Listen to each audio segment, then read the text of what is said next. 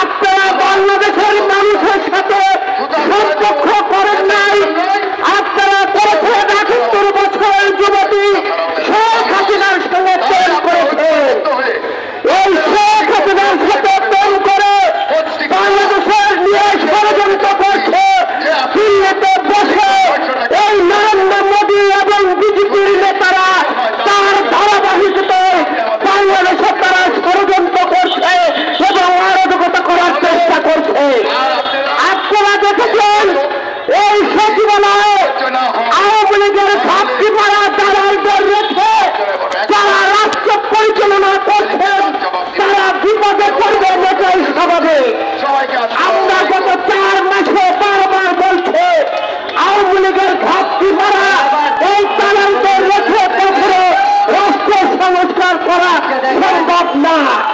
তার প্রমাণ আমরা দেখেছিলাম আনসার লীগের সচিবালয় থেকে অরাজকতা করার চেষ্টা করেছিল।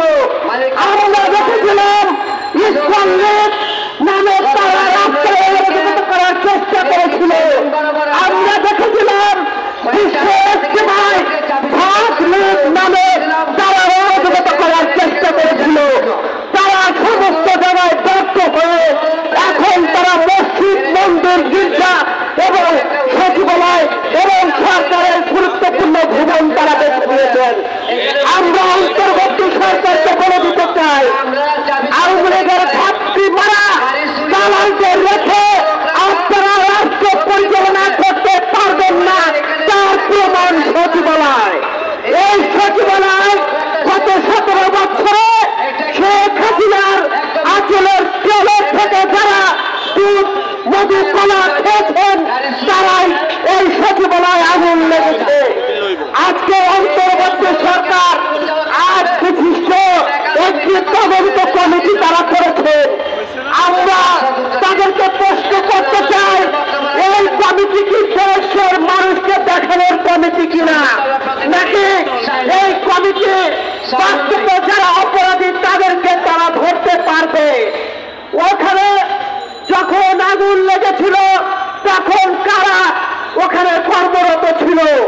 ওখানে যখন আগুন লেগেছিল গোয়েন্দা সংস্থার লোকরা আগুন চষে বসেছিল কিনা সেটাও খতিয়ে দেখতে হবে। কারণ আওয়ামী লীগের শেখ হাসিনা বাংলাদেশ থেকে পালিয়েছে, কিন্তু তার প্রেতাত্মারা কিন্তু পালায় নাই। আজকে আমরা দেখছি প্রশাসন থেকে শুরু করে, পুলিশ থেকে শুরু করে, সচিবালয় থেকে শুরু করে সব জায়গায় আওয়ামী লীগের ঘাটতি মারা এবং ভারতের প্রেতাত্মারা ঘুর ঘুর করে বাংলাদেশ অরাজকতা করার চেষ্টা করছে।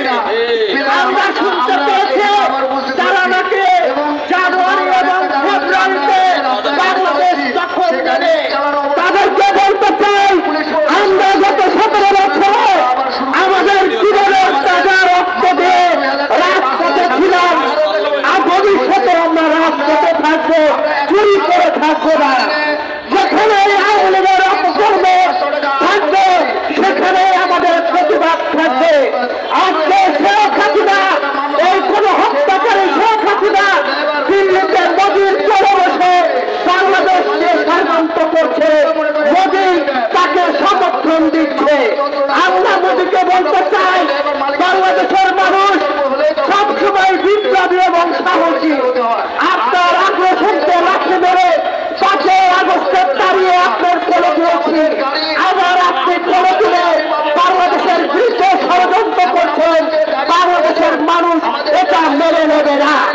আমরা অন্তর্বর্তী সরকারকে বলতে চাই ডাক্তার ইউনূস একজন বিশ্ববিখ্যাত মানুষ, তার জায়গায় অভিভাবে ভারতের এবং আওয়ামী লীগের তারা ঘোরাঘুরি করছে, তাকে রাষ্ট্র চালাতে দেবে না।